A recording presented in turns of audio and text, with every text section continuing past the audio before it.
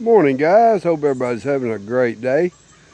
I'm going to put this over on YouTube. I'd like for all of y'all to share this and share it to the people that share it to everybody. Share it to all you naysayers out there. We're going to talk about a couple things. First thing I want to talk about is quality of life. And this is a true story. I don't want to think that I'm making this up. At least half of it is definitely facts. My great uncle, which was my grandpa's older brother, which probably was the man who got my grandpa in first seen fighting chickens, and because he brought my grandpa his first game rooster when he was a little boy. He's probably my hero. I mean, he was one of my heroes. I love this man. He was never seen him without a smile on his face. He was carefree, always in good mood, and he always had a positive outlook on things, and he lived life the way he wanted to.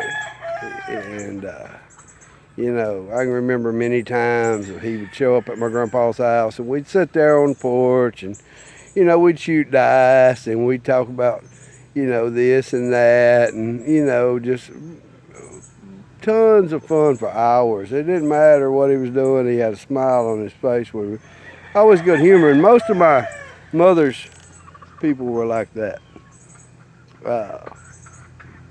They were just carefree. They had a really good quality of life. It didn't matter whether they had a dime in their pocket or they had a million. They were the same people and treated everybody the same way. They never got, what we call the big hit now or whatever. But this man, I'm gonna tell y'all the way he passed. This man was in his, I don't know exactly how old he was, but he was either in his late 80s or early 90s.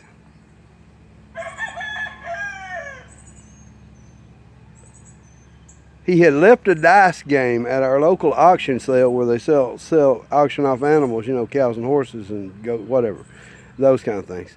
And every Wednesday night, I think it was Wednesday night, they'd have a dice game. Well, he lived near there, and he would walk to it, and he took a wheelbarrow with him, and he'd pick him up a bale of hay, because he was there. Might as well get you a bale of hay, you know what I'm saying? There was a 4-lane highway he had to cross. At about 3, now you're talking about a 90-year-old man, 89, 90, 91-year-old man.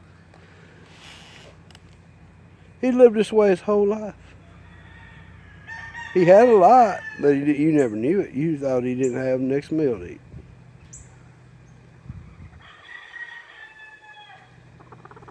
He was leaving the dice game about 3 a.m. in the morning. 90-year-old man walking, pushing a wheelbarrow with a bale of hay in it, got run over by an 18-wheeler truck. Killed him graveyard dead. Probably never knew what hit him. Probably never seen it. True story. True story. My Uncle Frank, man, he was a cutter. I loved that man. When he was in his 80s, he'd come over at my grandpa's house. Of course, all the kids on the road were all just about kinfolk. We played baseball out in the road. When he was in his 80s, he'd get out there and play baseball with us, hit the ball and run the bases. And this man's in his 80s. Outrun every kid out there. Quality of life. Never seen him without a smile on his face. You got to ask yourself,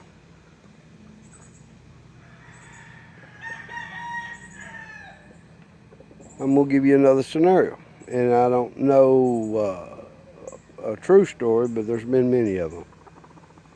You can imagine being a young kid being born into this world, being kept inside of a house at a very young age, never being able to see the world, never being able to do what your genetics had meant for you to do, which is live and enjoy life, experience things.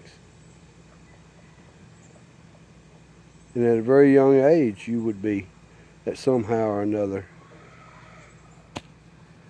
you would pass. I'm going to say probably the equivalent of about 2 years old in human age. Ask yourself, which one of those guys would you rather be? Or ladies would you rather be? Would you rather live to be in your late 80s, early 90s? Live every day carefree, enjoy life, be able to have in your heart that you always had a smile on your face? Or would you rather pass as a little bit more than an infant? There's no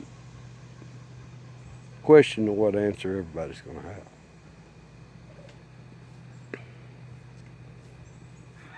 I want to live like my Uncle Frank did. And I know everybody else does too. Okay, now you're going to put this in the layman's terms, in the rooster terms. We're going to put it in the game fowl industry. You take the American gamecock, or even the gamecock most of the gamecock now are the American gamecock. I mean, there's other countries that have the A-seals and all that, but they're fighting roosters. Let's don't beat around the bush. These roosters are game roosters. That American gamecock, most people take really good care of them chickens. He lives at least to about 2 or 3 years old. Our years, 2 or 3 years old. He gets the best quality of life you possibly could have. He's got the best of grains. He's got 32. He's on a big tie cord. He's got, grass and grasshoppers and hens to chase that comes through there. He lives a really good life. He's gonna die, but we all are. Everything that lives is gonna die. The minute it's born, it's gonna die. I'm sorry to tell y'all that, but nobody's gonna live forever. No animal's gonna live forever. At 2 or 3 years old, he's probably gonna get to go to a cockpit. He's probably gonna get to compete, which is what he was born to do. It's in his DNA. He's the only animal on the face of the earth. The only animal on the face of the earth that has no quit in him. He would rather fight than eat another rooster. If he does well, he's going to come to the house and he's going to more than likely have a bunch of wives, and he's probably could live to 15, 16, 17 years old. A really good quality of life, because he'll get he'll get wives forever until he gets too old to breed.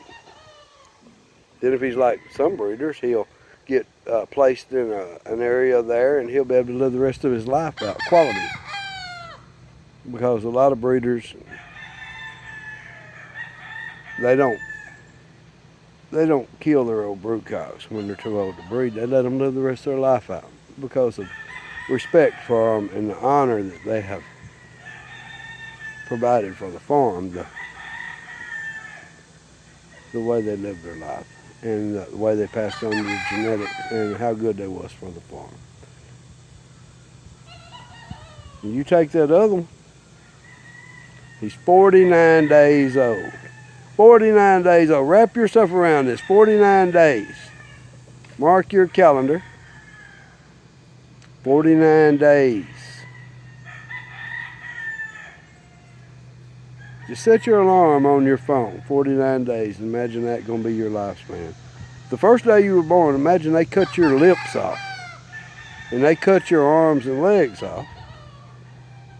Or at least your arms, to where you couldn't harm the one next to you. And they shove you in a cage with a bunch of other kids and pour food out. You never see anything but a little bitty cage with a packed in there.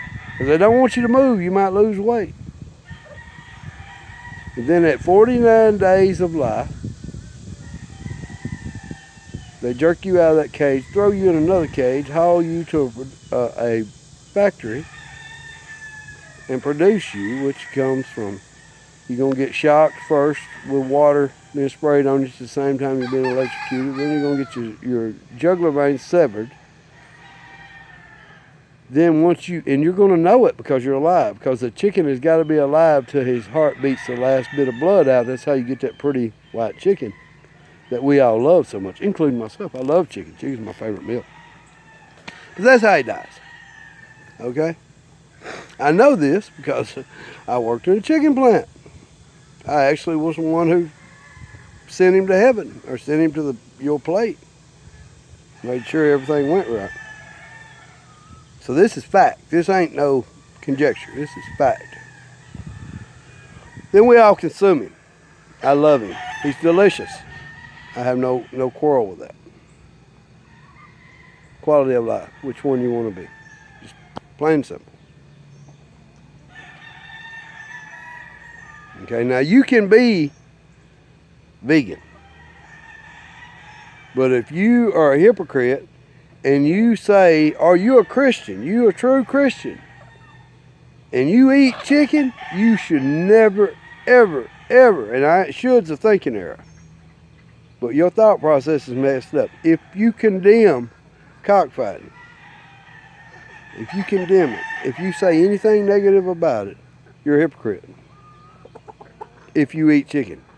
I have no problem with you talking bad things about rooster fighting if you're vegan. If you don't eat no chicken byproducts, you don't eat no eggs, you don't eat anything else, because the eggs are unborn chicken. Can't kill that egg. If you're totally vegan and you live that lifestyle, you can talk all trash you want. But if you eat one egg, if you eat a cake, if you eat anything that has a chicken byproduct in it, you're a hypocrite if you talk bad about the game fowl industry. If you don't support the game fowl industry. Because, trust me, you're responsible for a lot more killing chickens than anybody that has game fowl. And death is death. Which one do you want to be? If you had to choose quality of life, which one would you rather be? If you had to be a chicken. If you had to be a chicken. If you woke up tomorrow and you were a chicken, which one would you rather be? You already know that answer. You may lie to the world, but you can't lie to yourself. Quality of life. Don't be a hypocrite. That's just the facts, guys. That is just the facts. Now, there's some positive things. This 2021 year is probably the best year that the rooster industry's had since they started knocking states off back in, what was it, 04, 02? When they started making it illegal. Oh yeah, for all you people that don't know, there was 4 states that was legal up. They started knocking them off about 04. I want to say 02, 04. Last one was 08 when they got Louisiana. It was the last state. And Satterwhite was the governor, and she said, the governor of Louisiana said, we've been fighting chickens here for 200 years. We're going to fight them 200 more if I have anything to do with it. And they lost tons of money. Every state did, because of hotel rooms, all that. You know what I mean? It was amazing. The hotels would be sold out because rooster fights were in town. It was that weekend rooster fights were in town. You found goat. They people from all over the world come. I even see people travel as far as from South Africa to Oklahoma. You think about all the expenses, all the soda waters, all the gas money, all the hot plane fares, all that. You think about all that.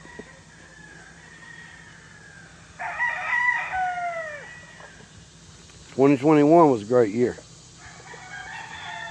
Great year for the rooster industry. Got your online Sibong now. Anybody can go online and they can you can get online, you can get set up, it'll take you a few hours, you can get set up and you can gamble online on the cockfights, no problem. Live, just like a horse race. It's a great thing for the rooster industry. Excuse me. Then you got, your deal going on down in Puerto Rico. They're gonna get that interstate commerce law turned over. There's no doubt about that. That's not constitutional. Which should bring it back state by state here in the United States. And now we got our boy, our man, the biggest dog that walks in the entertainment business, Clint Eastwood. His next movie is going to involve cockfighting about a young boy that's loves game chickens. So y'all smile, guys, but you got to ask yourself, and quality of life. What gives you the right, or me the right, to condemn you for something I do every day? That would make me a hypocrite. I don't deer hunt. I used to years ago. I ain't gonna condemn anybody deer hunting, because I'll sure get me a good plate of some fried deer steak in a minute. I love it. You know, I've never been to a bullfight. I sure love a good hamburger. Death is death. You may not like this video, you may love it, but it's looking you in the face. Look at yourself. And if you're one of these guys that have chickens and you hiding, you know, hiding is the most. If you want to express your views amongst people that ain't your friends, if you won't stand up and fight for your beliefs, you're a coward. You don't deserve a game chicken. You're a coward. And I know it's, oh, I got a family. No, you don't. You do. But you still going spending money on them chickens every day. You claim you love them chickens. Show it. Show you love them. The best way you can show you love them is by letting your voice be heard. That, yeah, you own game chickens. You love game chickens. You support it. That's the only way. And not supporting it to these little fraudulent groups. Because trust me, all these little groups running around here, you ain't gonna hear none of that stuff you just heard from me. Because they want to keep it illegal. They're just like the animal rights activists. They need each other. One of them needs the other one. They need each other. And both of them are taking y'all for everything you are worth. Ain't none of them gonna do nothing. The only fight you have is with legislature. It's with legislature. It don't have nothing to do with no police. Police ain't doing nothing wrong. Any of the court system ain't doing nothing wrong because they have law set before them as passed by legislature. They have to enforce those laws. So your fight is with legislature. If anybody's doing anything besides the legislature to get this turned over, they wasting your time and your money. More likely, they spending your money. Anyway, hope this didn't piss too many people off, but if it did, it's probably because you're a hypocrite. Share this to your peers. Share this to people that you don't know. I don't care. It's the truth. Most people don't like the truth. A lot of people don't like me. God bless. Y'all have a great day.